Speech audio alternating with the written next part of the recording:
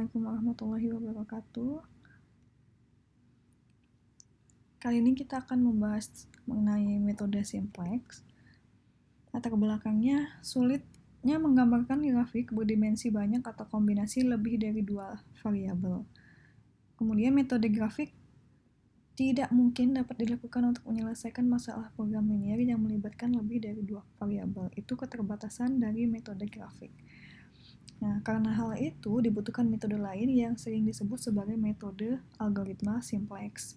Metode ini diperkenalkan pada tahun 1947 oleh Jacques dan telah diperbaiki oleh beberapa ahli lain. Metode simplex ini metode penyelesaian dari metode simplex ini melalui perhitungan ulang atau iterasi di mana langkah-langkah perhitungan yang sama diulang-ulang sampai solusi optimal diperoleh. Syaratnya, yang pertama semua kendala pertidaksamaan harus dinyatakan sebagai persamaan. Jadi, kendala yang pertidaksamaan diganti menjadi persamaan. Sisi kanan dari sebuah kendala tidak boleh ada yang negatif. Nilai kanan, fungsi tujuan harus sama dengan 0. Semua variabel dibatasi pada nilai-nilai non-negatif.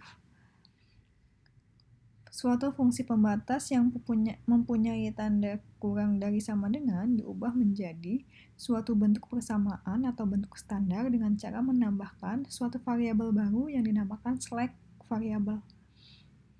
Jadi banyaknya slack variabel bergantung pada fungsi pembatas. Kalau misalkan ada dua pembatas dengan tanda kurang dari sama dengan, berarti ada dua slack variabel. Sedangkan pada fungsi tujuan, dengan adanya slack variabel pada fungsi pembatas, maka fungsi tujuan juga harus disesuaikan dengan memasukkan unsur slack variabel. Karena slack variabel tidak mempunyai kontribusi apa-apa terhadap fungsi tujuan, maka konstanta untuk slack variabel tersebut dituliskan 0. Jadi pada fungsi tujuan, konstantanya ditulis dengan 0. Berikut adalah tabel simplex. Ada main body, ada identity. Main body itu bidang yang berisi koefisien tujuan dan kendala yang ada. Jadi koefisien tujuan sama kendala ada di main body yang di sini. Kemudian identity itu untuk slack variable dan artificial. Kemudian basic, ya. Basic kolom yang berisi variabel basis yang diambil dari variabel slack atau artificial pada saat iterasi pertama.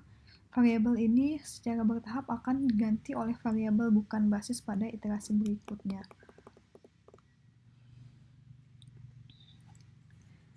Basic yang ini. Nah, selanjutnya algoritma simplex yang pertama, ubah fungsi tujuan ke dalam bentuk implisit atau bentuk standar. Jadi sebelah kanannya sama dengan 0. Memasukkan semua nilai ke dalam tabel simplex, tentukan kolom kunci yang masuk sebagai variabel basis. Kolom kunci adalah nilai ZC dengan nilai negatif terbesar untuk kasus memaksimalkan. Kemudian tentukan baris kunci untuk menentukan variabel yang akan keluar dari baris kunci. Dengan kriteria nilai positif terkecil dari nilai kanan dibagi dengan nilai pada kolom kunci, atau yang ini disebut dengan rasio, nilai kanan dibagi dengan nilai kolom. Kemudian angka kunci adalah nilai perpotongan baris kunci dan kolom kunci. Yang kelima, susun tabel simplex baru untuk menentukan solusi yang baru dengan menggunakan metode Gauss-Jordan dengan cara nilai baris kunci baru sama dengan nilai baris kunci yang lama dibagi dengan angka kunci. Yang keenam, ubah nilai pada baris selain baris kunci, yaitu dengan nilai baris lama dikurangi dengan hasil perkalian angka pada kolom kunci dengan baris kunci yang baru. Jadi yang ini dikurangi dengan yang ini yang setelah dikalikan. Ulangi langkah di atas sampai tidak terdapat nilai negatif pada baris Z. Iterasi ini berhenti jika tabel sudah optimal. yaitu semua nilai pada baris Z bernilai positif atau 0 untuk kasus memaksimalkan, bernilai negatif atau 0 untuk kasus meminimalkan. Lanjut ke contoh. Ada model dari Ready-Mix Company. Memaksimalkan Z sama dengan 5x1 ditambah 4x2. Yang ini berarti fungsi tujuannya dengan kendala atau pembatas. 6x1 ditambah 4x2, x1 ditambah 2x2 kurang dari sama dengan 6. Nah, kalau dilihat di sini, tandanya semuanya kurang dari sama dengan. Jadi dibutuhkan suatu variabel tambahan baru atau slack variabel. Nah, setelah ditambahkan 6x1 ditambah x2 ditambah slack variabel S1, kemudian di sini S2, S3, S4. Di fungsi tujuannya juga ditambahkan, tapi koefisiennya 0. 0 S1, 0 S2, 0 S3, 0 S4. Selanjutnya tulis fungsi objektif menjadi bentuk standar, yaitu nilai kanannya 0. Jadi Z min 5x1, min 4x1, min 0, dan seterusnya. Setelah ini kita buat ke tabel awal simplex. Variabel dasar yang ini Z, S1, S2, S3, S4. Yang ini berisi slack, variabel slack, kemudian di sini 1, X1, X2, dan seterusnya. Jadi tinggal kita masukkan koefisiennya. 1 min 5 min 4 min 1 min 5 min 4 0. Kemudian yang selanjutnya yang di sini tinggal mengikuti 0 6 4 0 6 4 1 0 dan seterusnya seperti itu. Kemudian masuk ke iterasi pertama, menentukan kolom kunci atau kolom pivot, yaitu kolom yang mempunyai koefisien fungsi tujuan yang bernilai negatif terbesar. Yang bernilai negatif min 5 sama min 4. Ya. Yang paling negatif itu adalah yang min 5. Maka kolom yang X1 ini menjadi kolom kunci atau basis yang masuk. Setelah menentukan kolom kunci, kita menentukan baris kunci. Baris kunci ditentukan dengan nilai rasio yang terkecil. Nilai rasio didapat dari nilai kanan dibagi dengan baris kunci. Jadi 0 dibagi 24 dibagi 6, 4, 6 dibagi 1, 6, 1 dibagi min 1, min 1, 2 dibagi 0, tak terdefinisi. Jadi yang kita lihat adalah yang positif. Jadi yang ini ditolak, yang negatif, yang ini juga ditolak, tak terdefinisi. Dari 4 sama 6, yang paling kecil itu adalah yang 4. Jadi yang ini, yang S1, itu yang jadi baris kunci, yang menjadi basis keluar, yang ini masuk. Kemudian menentukan angka kunci, yaitu di sini angka kuncinya adalah 6. Nah, setelah seperti itu, karena yang tadi di sini masuk, jadi di sini berubah menjadi X1.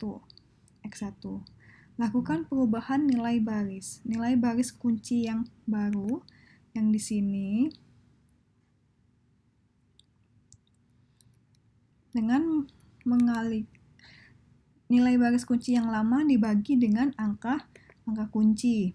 Jadi yang lama tadi di sini 6 dibagi dengan angka kunci 0, 1, 4/6, 1/6. Jadi 0, 1, 2/3, 1/6. Setelah baris kunci yang lama sudah berganti seperti ini, lalu diganti dengan garis yang lainnya. Jadi nilai baris yang baru sama dengan nilai baris lama dikurangi dengan hasil perkalian angka pada kolom kunci yang baru. Nah, yang di sini berarti 0 dikurangi 0, 1 dikurangi 1, jadinya 0. Kemudian di sini 2 dikurangi 4/6, 2/3 jadinya 4/3. Seperti itu. Sampai dengan nilai kanan. Nah, kalau sudah, kita lanjut ke langkah selanjutnya, masuk ke iterasi kedua. balik lagi kita lihat yang Z-nya yang paling negatif, yaitu di kolom X2, min 2/3. Kemudian tentukan lagi baris kuncinya, dihitung dari rasio. Rasio 4 dibagi 2/3, 6. 2 dibagi 4/3, 1,5. 5 dibagi 5/3, 3. 2 dibagi 1, 2. Jadi yang paling minimum itu adalah yang 1,5 pada baris S2. Jadi nanti yang ini masuk ke basis X2, S2 ke keluar basis. Balik lagi, kalau sudah 4/3 dibagi dengan 4/3, 1 min 1/6 dibagi 4/3, 1 dibagi 4/3. Jadinya seperti ini. Gitu. Setelah ini, yang baris yang lain dilakukan juga pada langkah yang sebelumnya. Kita lihat pada iterasi yang kedua. Di sini koefisien pada fungsi tujuan semuanya positif, sudah tidak ada yang negatif. Berarti iterasinya sudah cukup dan dihentikan sampai sini. Jadi diperoleh hasilnya yaitu X1 sama dengan 3, X2 sama dengan 3/2, dengan Z maksimumnya adalah 21. Sekian.